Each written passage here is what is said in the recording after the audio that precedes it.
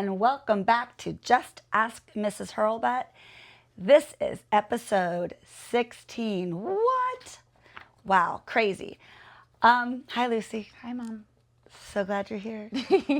I've done a couple of episodes without her, and it really makes me appreciate her that much more because I just forget. I forget sound. I forget lights. It's not pretty. I may or may not have broken it. Anyway, she just found out the topic today, so I'm sorry and thank you. Okay. The topic is hookup culture. And before we go any further, let's talk about that. And maybe that's one of the questions, but maybe it's not. Mm-hmm. It seems to me that everybody defines hookup culture differently. I was going to say, everyone defines the word hookup differently. The word hookup. Okay, the word hookup differently. And it's evolved a lot since my day. When I was in my 20s, that term didn't exist. You could, I guess, dating casually could be another name for it. Or perhaps it had a negative connotation for sure. It meant that you were loose, for lack of a better word. What's your take on the word hookup? Hookup culture is quite literally the opposite of dating casually. Dating in general. Just the word dating. So dating casually and hookup culture, I wouldn't relate them together. Nowadays, hookup culture would be sleeping around.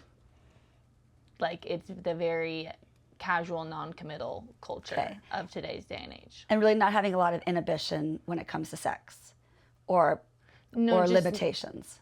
I wouldn't say that. Just there's not much intention behind it. Because I hear it used a lot, and I often wonder when my students say the words, to what degree are they... Correct. Are they referencing it? And I do get a lot of different answers, which is why I wanted to start with that. And I also would maybe say, just from my age, the word hookup kind of evolves the older you get as well. Interesting. I think that a hookup, it's obviously a physical, we're talking about a physical interaction no matter what, but I think the younger you are, the less physical that interaction is, and the older you get, the more physical that interaction is. So like in high school, hookup referred to, let's say, maybe a longer makeout. Got it. And that's what it was in my brain. Correct. When I was growing up. And then the older you get, and people are doing different things the older you get, and I would say in my age now, if you say hookup, they would assume sex. It implies sex. Yeah. Okay. So keeping all this in mind, let's start with some of those questions. Okay. What do we got? Why do people hook up instead of dating in college? This is a tricky one because most of the people I speak to are not in college yet. And, well, I will tell you that I feel like I need to be answering all these questions. What's for places? Repeat the question because I do have something I want to say. Okay, why do people hook up instead of dating in college? I believe that hookups tend to be considered easier than dating. Dating has a lot more commitment to it, has a lot more foresight, has a lot more intention, has a lot more risk, and is going to require some work. But that's good things. Those are all really good things. And no one's too young to start looking at dating in that manner. The old school dating is lost on so many people today. I'm trying to think of my quote that I posted this week that speaks about how well we do physically. Everyone's hitting home runs. I think that's what it was. You said everyone's hitting home runs, but mentally we haven't even reached first base. Or emotionally not even reaching first base. So do you want to follow up with that? That's my quick answer. Yeah. I think that to give an honest answer, you've spent so much of this podcast talking about how dating, you can jump ship. And I think that some people have lost that sense. They think that once you get into that relationship, it's this scary, like, I'm going to break their heart. And it's like, yeah, that's the risk of falling in love or dating. And in college, one, I think people get scared of hurting other people. But also, I would say one of the most obvious answers is a lot of people move away for college and are going to start dating in the state that you're going to college, and then you want to move back home, and then, like, again, so it gets complicated. It's all about the commitment and the logistics, and some people are just too scared. And the idea of taking something seriously at this stage in the game is tricky. If you're not where you're going to end up. And then I think that, because I think that there could be a question of just like, why do people not date in college? But this question is saying, why do people hook up instead of dating? And I think where that comes in is just the lack of self-control. I don't know. Yeah, it could be. But you're young and you're on your own. It's the first time that you're at probably your most... You're free at the freest point you've been at. Yeah, but you're also at such a young age still where, like, you still don't really have things figured out. So it's interesting that we just get given all the freedom in the world at that age. I know. And which is why you have classes like mine. In a different state. Right. And so I think that it's also just an experimental time for people, but... And I'd also like to believe, if I remember the question correctly, I like to believe that it isn't everybody. No, it just said, why do people? Oh, okay. I hope that I'm wrong, that it's not as common as it seems. So I'd like to talk more about the swimming upstream, like swimming away from the, what am I trying to say? Go against the grain. Yeah. So I'm hoping that there'll be more questions about that. Yeah. This one does just that. Oh, okay. Is it weird if I'm not interested in hooking up at all? No, it's not weird. It's not weird. It might not be the norm, but it's not weird. And there are people who don't want to. There are people, I know plenty of people today who are in their 20s who are quite content not hooking up, and frankly, maybe not even dating. Just having platonic friendships is enough for them. And honestly, I always tell my students, if you can get through high school and even college with that mentality, you're so far ahead of the game, even though you might feel like you're behind. You're so far ahead of the game because what you're doing is you're learning so much about who you are, and you're growing in friendships that are not complicated by attraction or sexuality. So no, there's nothing wrong with that. What's difficult is that you might feel like you're the only one. Yeah. Who's trying to stay clear of it, or you naturally want no part of it. We're all on a spectrum of when we tend to come out of our shell, especially romantically and sexually. So just because other people around you are doesn't mean that you have to. Please listen to me when I say there's nothing wrong with that. And if you're away at school, put yourself out there to find other people who are like-minded, who think the same way that you do, so that no one's putting pressure on anybody and no one's doing anything they don't want to do. Yeah, and I also think that even if you have friends that don't have the same mindset as you, personally, I think that's okay. Like, I think it is okay to have friends that lead a different life from you. But don't try to compare yourself to them. But also, like, I mean, I feel comfortable giving my perspective in this. Like, in college, I had different views on it and actions on it than my friends did, but no one ever made me feel weird for mine, and I never made them, and I didn't judge them for theirs. I had my opinions on it, and they probably had their opinions on mine, but I think that if someone judges you for it, that's when the true morals and maybe the value of that friendship will change. Yeah, exactly. But I think in your case, and in many people's cases, the people who can do that so comfortably are people who have a lot of self-confidence. Yeah. Which I believe that you have. And so it's easier to stand up for what you believe in. The problem is there's a lot of 18 to 22-year-olds right now that I know that don't have that confidence, and they depend so much on what everybody else is doing. Yeah. I will say that with this question specifically, that's going to be one of the hardest battles that you deal with. It isn't weird that you're not interested in hooking up at all, but how to fight through feeling weird. Like, you are going to feel weird if you're the one person that's not doing it.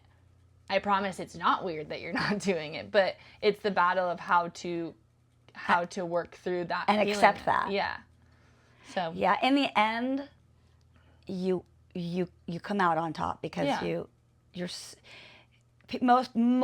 the people that I know anyway, I don't know anybody that's ever regretted not hooking up. Yeah. I've only ever known people who've regretted hooking up. Hands down, truth, nobody. Yeah. Next question. Can I be respected if I choose not to hook up or to wait for a relationship? Can I be respected? Here's the truth of the matter. You have no way of controlling how anybody Yeah. feels about you. I would change that to, can I still respect myself? And the answer is absolutely yes, and you should. Yeah. You should respect yourself more. Respected, accepted. If you're not respected or accepted by other people because of your choices, then honestly, you're probably better off finding other people to hang with.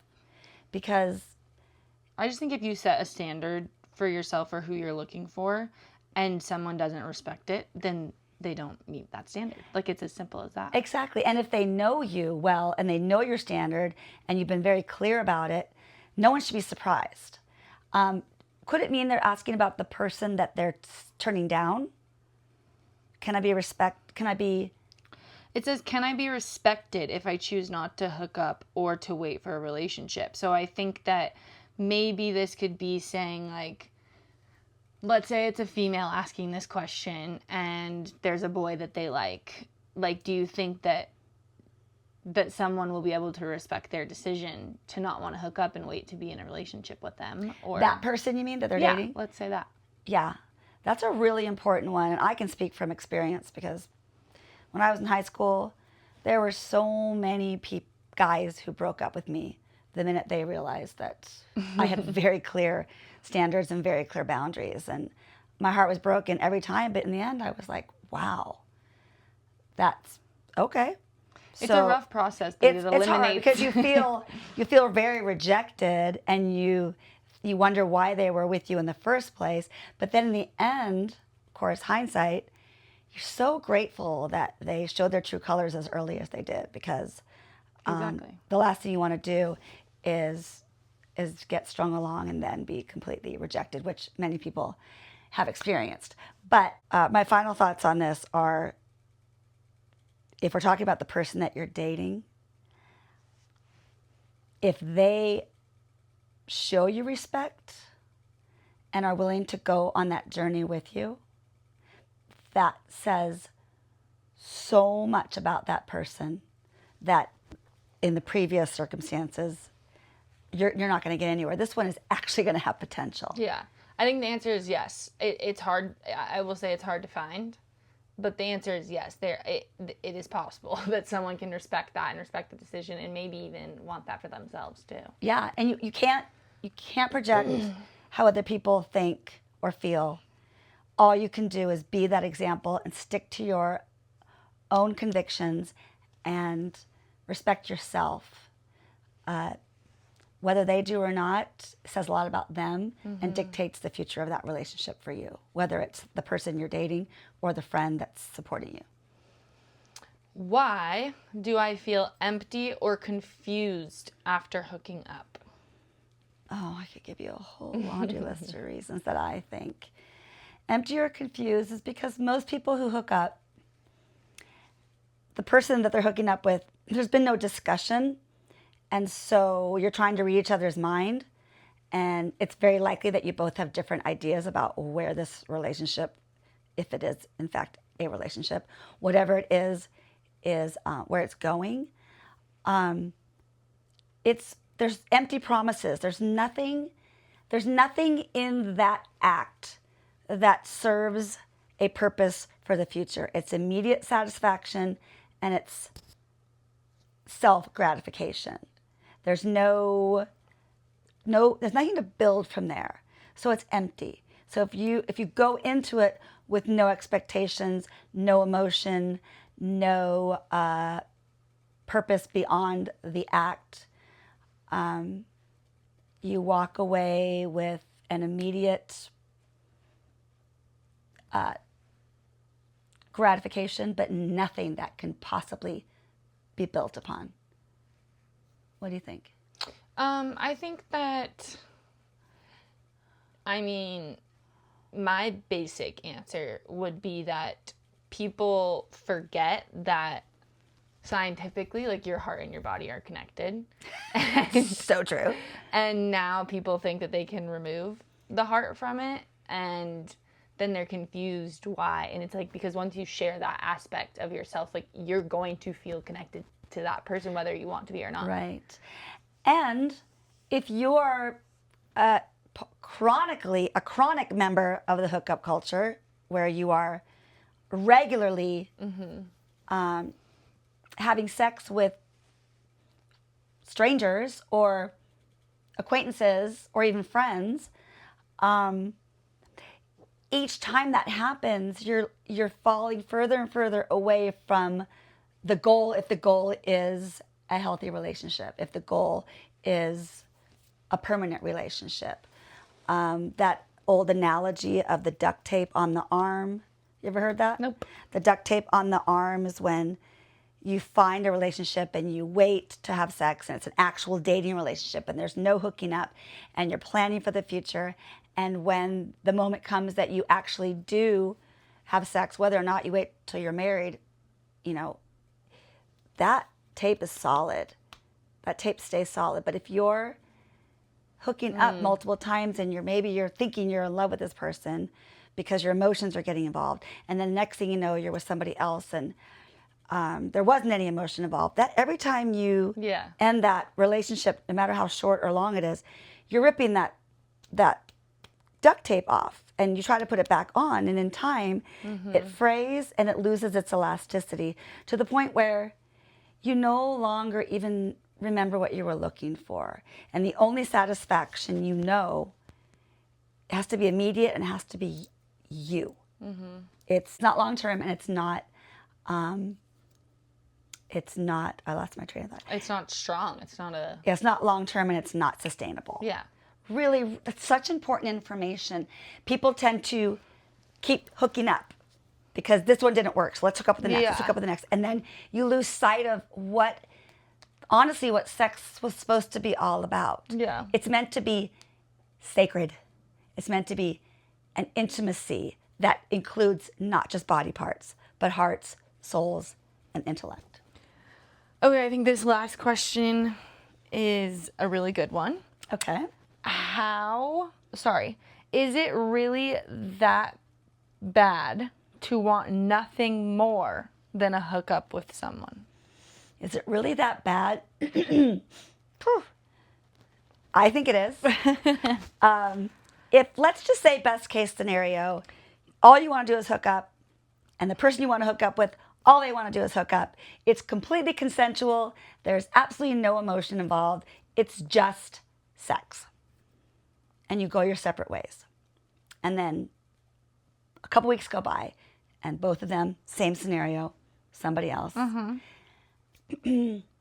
I promise you, your heart is going to suffer because it's going to play games with your mind, and it's going to say, it's okay, this is all you need. Listen, the secret to the secret sauce to life is relationships. Building relationships, whatever kind of relationships. Hooking up for the sake of hooking up does not a relationship build. It just distorts what you think your body wants. And yes, your body can want and have desire, and that's wonderful and great. But when you don't put any boundaries or criteria up for that, your emotions are going to get the better of you, and it's, in my opinion, it will impact your mental wellness at some point. Yeah. Because it's all you know, and you start to believe that your body is the only thing you've got going for you. Or just that you start to believe that anyone can have access to it. And anyone can have access. There's nothing protected. There's nothing sacred. Relationships and intimacy should be all about sacredness. Sorry. Yeah. No, I will say, this person's saying, is it really that bad to want nothing more than a hookup with someone? There's wants. Like, you're gonna get to a point where you see everyone doing it and you're gonna want to do it, but restraining yourself and setting those standards for yourself is what's going to make it more worth it. Right. Such a want. Yeah, but I would question that want. Ask yourself, like any decision you make in life, weigh the pros and cons and ask yourself, is this really what's going to push me in the direction in my life that I'm desiring for myself, which is happiness, which is joy, which is relationships.